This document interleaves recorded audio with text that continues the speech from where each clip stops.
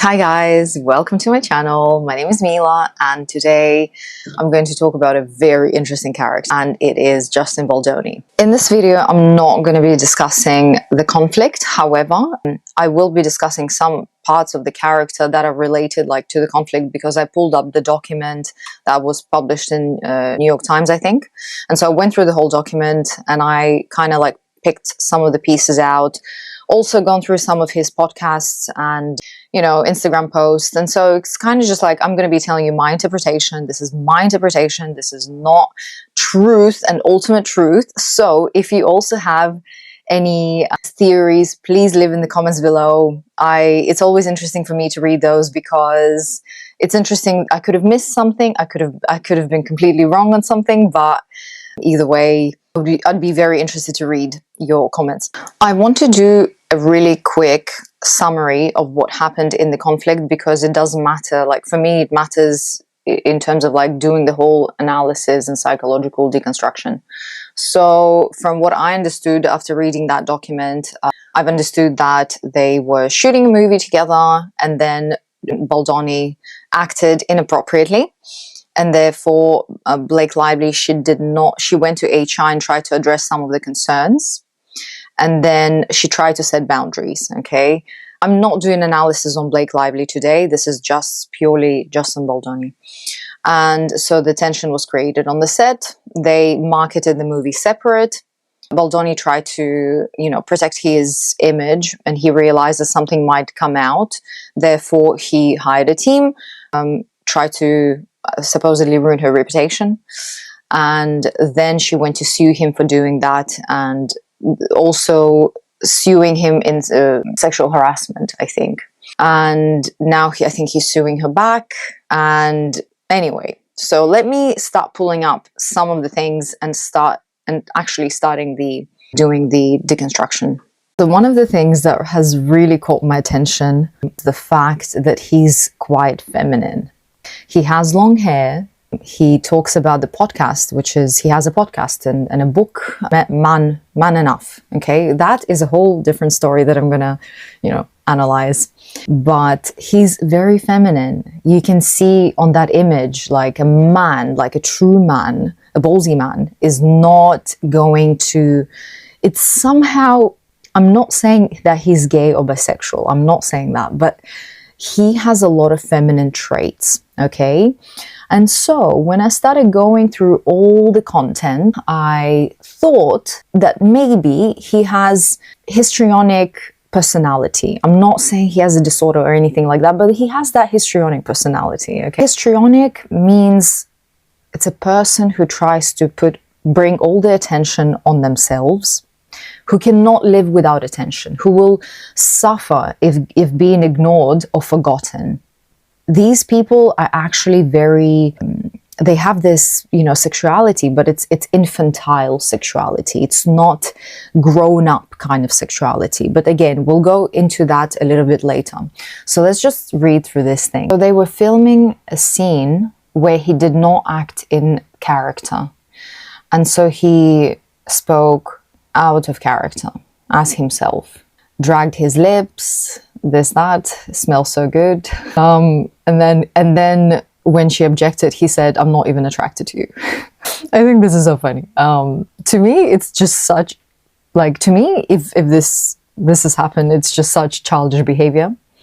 Some might think, I was speaking to my girlfriend and she thought, oh, he's a narcissist. I actually don't think that he's a narcissist. I think he is a flower, a beautiful flower who needs to be adored and loved. Yes, very likely like a narcissist, but I don't think that particular thing, "I'm not even attracted to you," is kind of putting her down.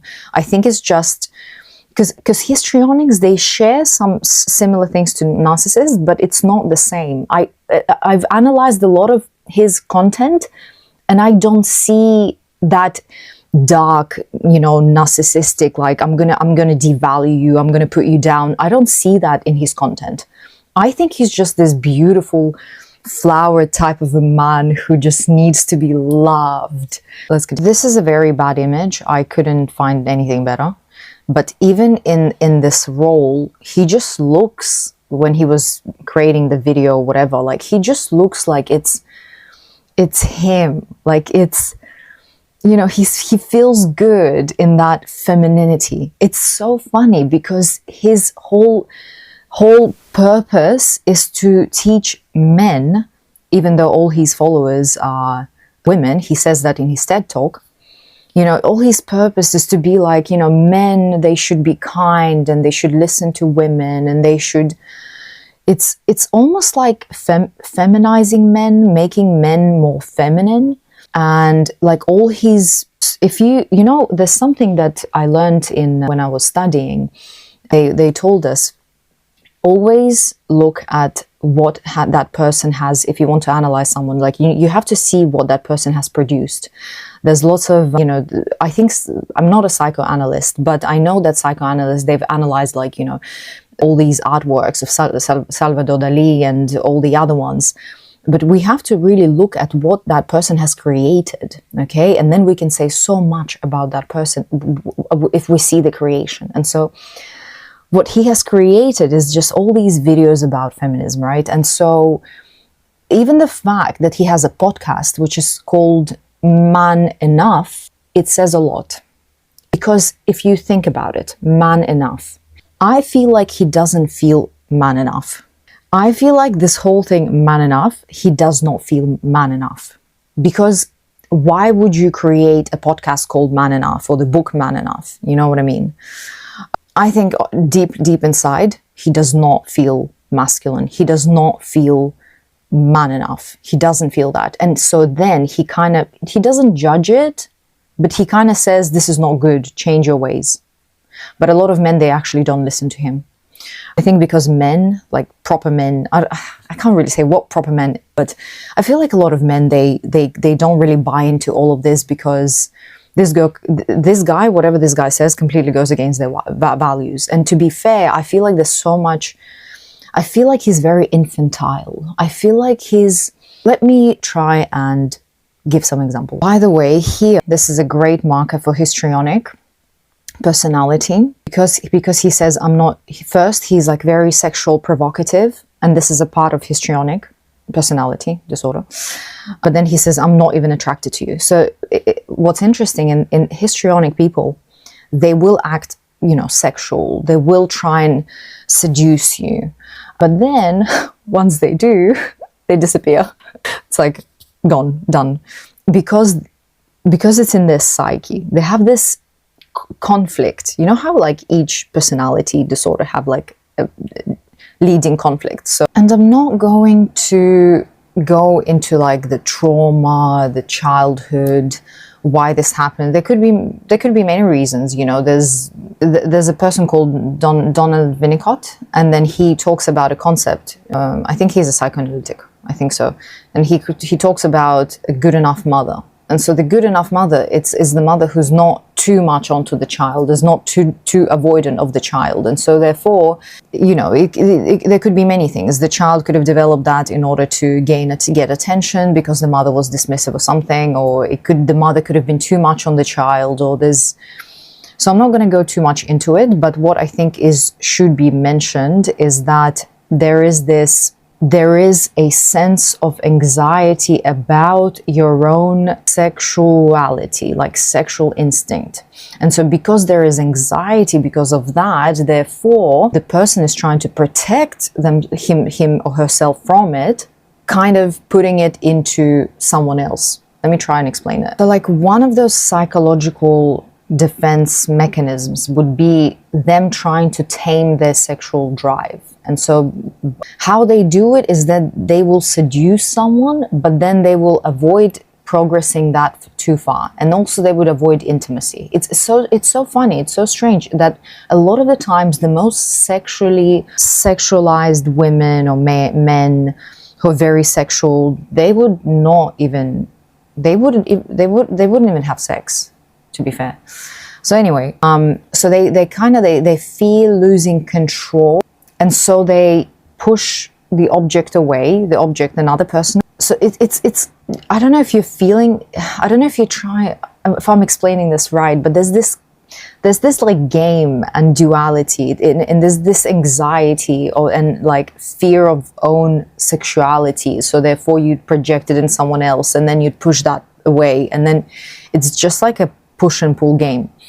Anyway, let's go into him crying. So I saw a lot of the videos where he cries all the time. He cries everywhere. How is that not, you know, histrionic? Coming from a man especially, you know. Also, by the way, he's very likable. Like he's likable, you know, when you look at his images, even though I think it's all a front as always, but I mean, he when he speaks, he is quite likable. He's a likable character, but quite egocentric.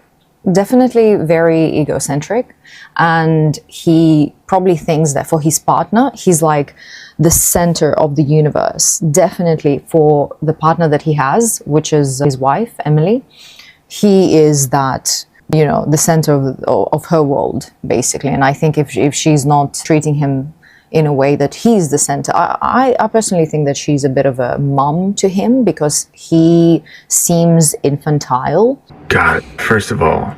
Okay, I have to mention something. Just look at how he is. This is not real crying, like a real emotion. Do you see that he's pulling it out? Like he's pulling it. It's not like when you're distressed, you look distressed. But this guy, it's brilliant actor, but I'm still not buying it. So maybe not so brilliant, but it's just, guys, look at this. Amazing. Love it. Thank you. If you could have given up on me a lot of times. I've made a lot of mistakes. And your grace and your compassion and your love and your belief that I can be better, even when I fuck up, is why we're even here. It's why I wrote a book. It's why the podcast exists. I'd like to believe that like I'd be strong enough to handle you coming at me and like being angry and it'd be justified, but I don't know if I would be. And if you had not been you, the beautiful, strong, badass superhero that I think you are, filled with grace and compassion. I mean, so something tells me that she hasn't heard this. She has heard this before. Something tells me that if this is something, or there's some kind of conflict going on. Obviously, there's a conflict going on because he said that he fucked up many times, okay? And, you know, she's been there supporting him. And if you look at the Instagram, let me show you her Instagram. Like, all her Instagram is filled with her adoring him. Absolutely loving and adoring everything he does, everything he says. And obviously, when that podcast was recorded, there was something going on, and she did not go to hug him. She did not go to soothe him because he was crying, right? He was crying. When someone is crying, you go and soothe that person. Okay, as a psychologist, you don't go soothing that person, but you give them at least a box of tissues. You say some things, you know. But if it's a close friend, if it's a partner, if it's a mother, you would go and try to soothe them because they're crying. You know, they feel, you know, but she just sat there and she's like, you fucked up many times. So anyway, my thoughts on this is that she took a role of his mother. In general, she took a role of the mother. Okay, she is that nurturing, forever forgiving and loving, and just I think she's extremely forgiving. And I'm pretty sure that he is acting like a child, doing these childish things. Obviously, he's not in touch, you know, with his sexuality.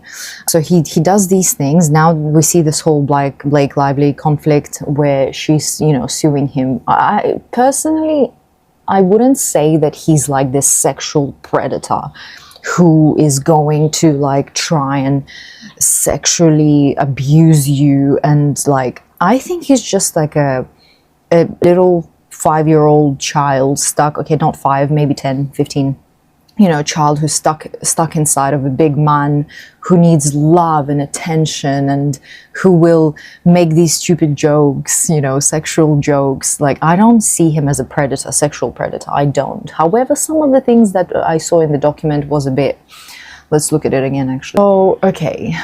It says in that document that he was, objectifying her as a sex object. But then also we see that made the rest of the cast and crew wait for hours while he cried in the dressing room. This is histrionic behavior to me. I think, he's very in touch with his feminine. He's very soft, he's very, very soft. And when histrionics are crying, then it's usually to gain attention. They want attention. Give me attention. Give me love me, please. And so that's why I don't see him as like a sexual predator. I don't know. I don't personally. But then he throws these phrases like hot, sexy, this, that. He makes this sexual commentary. Again, it just feels like it's very flirtatious, which is a part of that personality, It's in one of the videos he also mentioned, and he said that, that his mother he was more with his mother, and I maybe his mother wanted him either to be that man. It's like, Justin, be a man, maybe. Again, I don't know, could be wrong. But like, it would have made a lot of sense if the mom was like, Justin, be a mom, Justin, be a man, then, like your father, then maybe that's where this whole man enough comes from. The book, the podcast, this, that, and the other. By the way, right after this whole crying situation, he says this. So he cried, and then he said however you identify, I hope that you know that wherever you are on your journey, whether you are on level 1 or level 10, the fact that you're on the journey is a beautiful thing. The fact that you've made it this far in this podcast and you care enough. And you care enough is a beautiful thing. And don't take that for granted. We need you. Section of him crying and talking about the wife and his journey. So, so grateful, I love you, this, that. And then he says to the public, he doesn't say to the, if you watch this video, I would have loved myself. He switches and he goes talking to the public that the fact that you're on this journey, it's a beautiful thing, and the fact that you care about this is a beautiful thing. So my suggestion is that the journey that he's talking about is that his journey on becoming a man,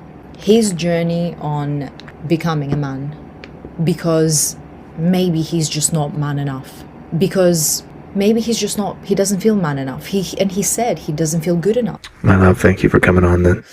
He's likable. He's very likable. What can I say? His message, he's this soft, baby that wants to be like, you look at him and you want to cuddle him because he's so squishy and soft, and his hair is so long and you just want to touch the hair, and it's just like, but maybe it's my mama coming out, maybe it's just my mama. It's like, whether this is just him going with this whole man enough purpose, whether this is just him and a bunch of his projected, because he doesn't feel man enough and he's trying to teach everyone about being that feminine, soft, emotional guy that he is, and telling people like, hey, be like me because I am this soft, emotional, feminine. It's almost like a child making mistakes on the way. It's like, I've fucked up many times. I'm so happy you're still there. I'm so happy you're still there. I'm not changing maybe, or I'm trying to change, but I'm just happy that you're still there. But to prove my point, I think that this video says a lot, that he was not man enough. Maybe he wasn't man enough for his mom. I don't know. He was tired of performing. And I can tell you right now that it is exhausting trying to be man enough for everyone all the time. He's tired of being this strong, independent person who takes responsibility for his actions, for his performance, for the work that he does. it feels like it's tiring for him. It's very like this whole responsibility taking might be, it's like, I just want to go and lay in bed and be all squishy, and I just don't want to be the man enough. Again, I'm tapping into like this whole, you know, I bet a lot of people are gonna like say things like, oh, you know, men, they need justice for men, and like, but guys, even in that video, he says that a lot of women look at his stuff. A lot of women are his followers, not men. Men don't follow him. Men don't listen to him. And he says that. That can happen is if men learn to not only embrace the qualities that we were told are feminine in ourselves, but to be willing to stand up, to champion and learn from the women who embody them. For 30 years and realized that I was living in a state of conflict. Conflict with who I feel I am in my core, and conflict with who the world tells me as a man I should be. But I don't have a desire to fit into the current broken definition of masculinity, but to be willing to stand up, to champion and learn from the women who embody them. And like, let's look at all the mamas, you know, looking at him, and they're like, they have this smile. They're like, yes, you know, but I feel like in reality, so he did mention he has a conflict, right? So he has a conflict.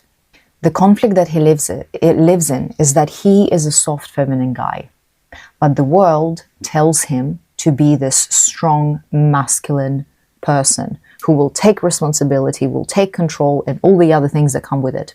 So my idea, in my understanding, is that he has the child stuck within him.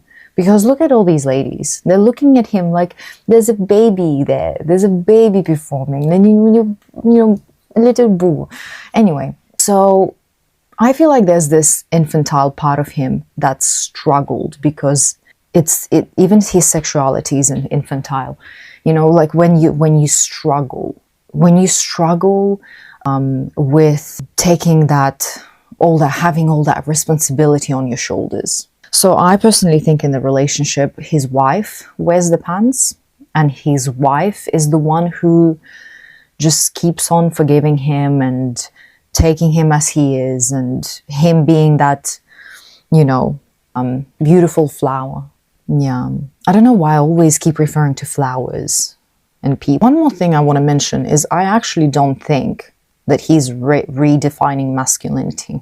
There are some little boys that you look at them, those children, the little boys, you look at them and they're like little men, you know. And so, of course, we have the feminine and the masculine that we need to integrate, right? But I just feel somehow that he was born more on the feminine side. And he had to deal with the world telling him and the men telling him that he has to be masculine. That's why man enough. I think I've talked about it enough. And he also mentioned in one of his videos that he was bullied for being soft. So that's huge. So instead of kind of like accepting that part and just, you know, he holds that conflict that he brings into the world. And that's where his podcast is coming from. And what's interesting is that in the podcast, he also says to his wife that he effed up many times, therefore talking about infantilism, childish behavior.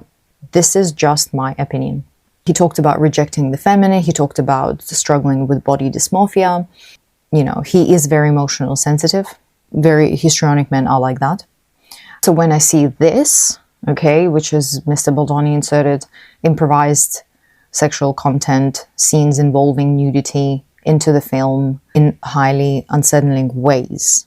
When I see this, he says Mr. Baldoni insisted he had added them because he was making the film through the female gaze, through the feminine gaze. I just think that he is very sexual, that he's very like sexual. I don't know how to say this and portray it so you really get the point. That I for some reason I don't see like dark narcissism in him. I don't see that. I just don't. I see a little boy who's just has all these fantasies and then he's just fantasizing.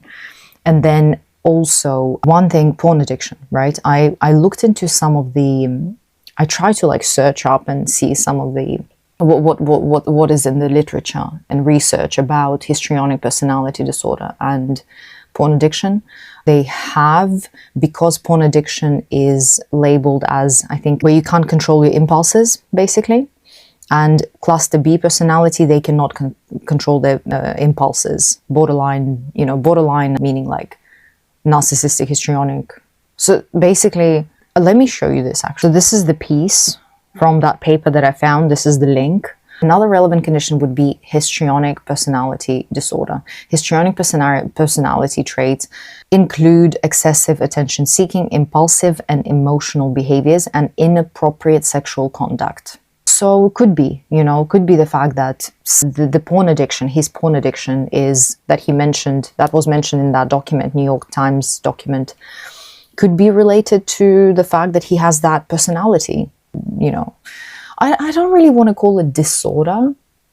I just like to call it the type of personality, like a character. It's your character, Someone has like narcissistic character, someone has, character. In fact, I find histrionic people very amusing, like they're always like dressed up, like crazy. Their behavior is always like very like loud, and I'm just like, it gets tiring for sure. It gets tiring, so tiring.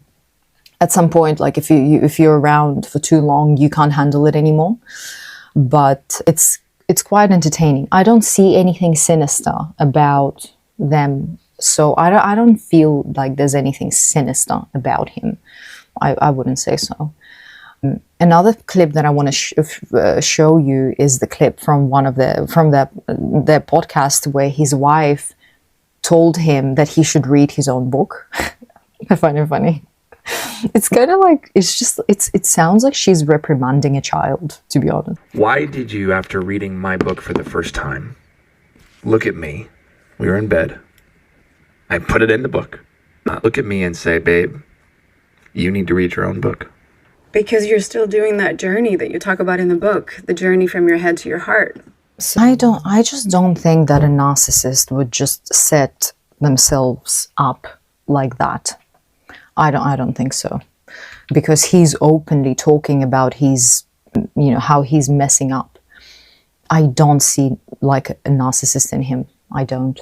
So histrionics are usually, they seduce for safety. Okay, inside there's still that 3, 5, whatever year old baby. And histrionic people, they will not exploit others, like the dark triad, right? How these sinister people will, right? So they will not exploit you. They have empathy. And it's obviously he has empathy, like I think it's quite obvious, no?